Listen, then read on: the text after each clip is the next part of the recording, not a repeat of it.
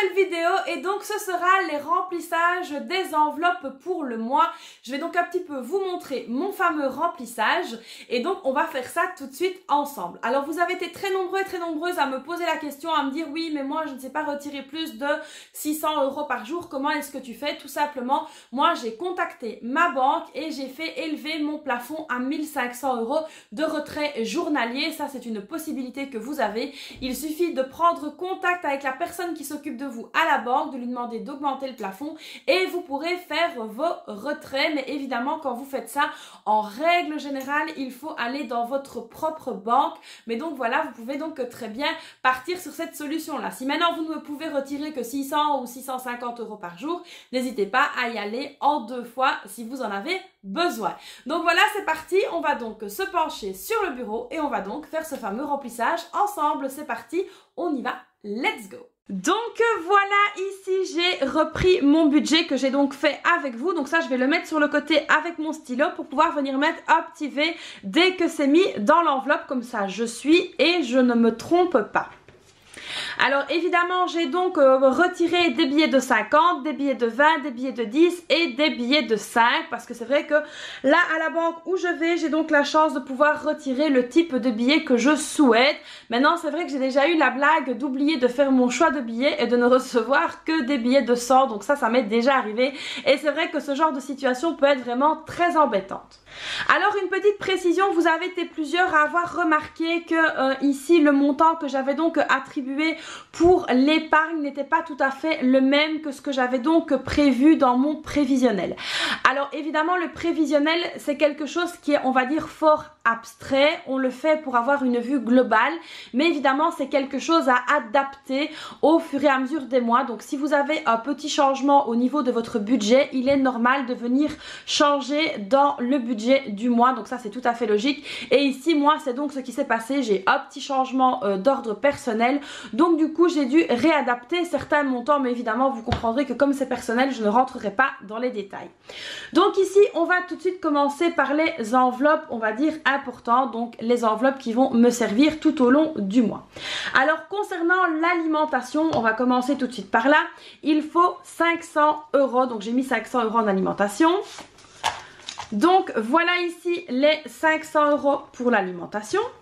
Ensuite concernant l'entretien et l'hygiène c'est également 50 €, mais là on va venir les prendre comme ceci, 2 billets de 20 et un billet de 10. C'est beaucoup plus facile à gérer quand c'est des petites enveloppes comme ça. Alors, au niveau de la beauté, maintenant on était donc à 30 €, donc je ne vais faire mes ongles qu'une fois dans le courant du mois prochain parce que la fille qui fait mes ongles part donc en vacances. Donc là ici on lui met le compte juste, comme ça c'est beaucoup plus facile. Au niveau maintenant de l'école, alors là on doit mettre plus, ça vous l'aurez compris, on va donc venir mettre 120 €. Donc voilà ici 120 €. Concernant maintenant les achats d'hiver, on va donc venir mettre 50 €, mais je préfère les mettre comme ça, voilà, 50 €. Concernant la santé maintenant, c'est donc 70 €. Les loisirs et les sorties, c'était donc 50 € également. Concernant maintenant les vêtements, c'est donc 50 €. Donc vous voyez ici hein, mon enveloppe vêtements commence vraiment à grandir, donc ça c'est chouette comme les soldes approchent. Donc là on est quand même déjà à 150 € dans l'enveloppe vêtements, donc on pourra évidemment se faire des petits plaisirs pendant les soldes si besoin évidemment. Au niveau de la maison là on va venir mettre 25 €. Là aussi pareil, l'enveloppe maison elle augmente, mais bon on va bien la laisser augmenter parce que ça nous permettra de refaire le potager l'an prochain parce que je compte vraiment bien m'y remettre. Donc ça on va donc laisser ça pour le moment en suspens, j'y reviendrai juste après. Concernant maintenant les enveloppes d'épargne, alors d'abord avant de faire les enveloppes d'épargne il y a donc les 30 € pour mon mari pour les lunchs de midi, donc ça on lui met tout de suite de côté. Alors j'adore Noël, ça évidemment ça va être terminé. Ici dans les défis nous n'avons donc rien à mettre. Alors ici concernant le dentiste on va venir donc mettre 20 €. Là, il va falloir encore que je vois comment calculer tout ça parce que je suis déjà allée chez le dentiste avec ma fille, mais il y a encore une partie que je n'ai pas retouchée de la mutuelle et je vais devoir voir combien je retouche de la mutuelle ainsi que de l'assurance. Alors ici, j'avais donc un petit tracker. On va venir donc ajouter les 20 € de janvier. Donc ici, janvier plus 20, on a donc déjà 100 € dans l'enveloppe du dentiste. Donc ça c'est pas mal du tout, c'est le genre de petite épargne voilà, qu'il faut vraiment penser et garder le plus au chaud possible. Donc là moi en l'occurrence ça va fondre comme neige au soleil vu qu'il lui faut un appareil dentaire. Alors ici au niveau des anniversaires, maintenant je vais venir mettre 30 €. Pareil ici au niveau du petit tracker, on va venir ajouter les 30 €. Donc voilà, ici nous avons donc un montant total de 150 € dans l'enveloppe des anniversaires. Alors concernant l'enveloppe des fêtes qui est donc vide, on va venir ajouter 30 €. Ça repart évidemment, alors je sais que nous ne sommes pas encore, même pas encore au nouvel an, mais qu'il est donc important de continuer l'enveloppe. Donc ici il restait bien 0. Donc on va venir ajouter janvier et on va donc noter qu'on met 30 € dedans. Donc plus 30, ce qui fait donc 30 € dans l'enveloppe des fêtes. Alors ici dans l'enveloppe Ramadan, pareil, c'est donc 30 €. Alors évidemment quand vous avez un mois comme ça, comme nous le Ramadan ou le carême, si vous faites le carême, c'est vraiment très important de penser à prévoir ce mois de dépenses qui est donc un mois un petit peu exceptionnel dans l'année. Mais il est vraiment très important de le prévoir parce que nous c'est vrai que le Ramadan, on a tendance à dépenser différemment. Et c'est vrai que souvent on se retrouve parfois avec quelques petites difficultés, on dépense. Donc c'est vrai qu'il est vraiment très important de penser à ces mois-là. Si vous ne l'avez pas encore fait, je vous recommande vraiment de commencer à penser à cette enveloppe ramadanesque. Alors concernant maintenant la rentrée scolaire, on va donc venir mettre 25 €. Je n'ai pas fait de petit tracker mais il faudra que je le fasse. Donc ici rentrée scolaire 25 €. Là pareil, on n'est pas encore rentré en 2022, qu'on pense déjà à la prochaine rentrée scolaire. Mais c'est très important que ce soit entre les sacs, les trousses, les chaussures, les vêtements, etc. Il faut vraiment y penser, c'est très important. Donc voilà, ici pour la rentrée scolaire, c'est donc préparé. Alors comme vous pouvez le voir ici, il me reste donc de l'argent. Alors ici l'argent qu'il me reste est donc tout à fait juste. Je vous avais dit donc que pour les challenges je retirerai 210 € parce que c'est 216,86. Donc j'ai retiré 210 € et donc ils sont bien ici. Alors ce que je vais faire ici moi avec cet argent là, c'est que j'ai donc préparé une enveloppe spéciale challenge et je vais venir les mettre dedans. Donc l'enveloppe challenge est donc ici. Je vais venir la mettre dedans. Pourquoi ?